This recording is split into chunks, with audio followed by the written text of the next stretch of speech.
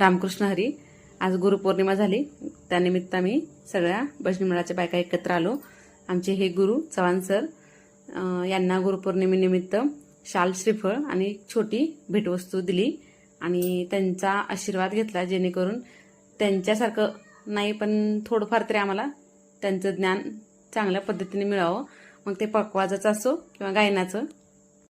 त्यांच्याकडून सगळ्यांनी छान आशीर्वाद घेतले.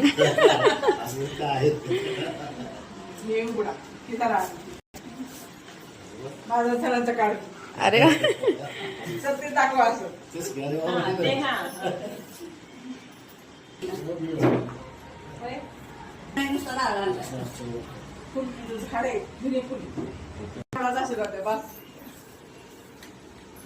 नंबर 1च येते तुम्हाला.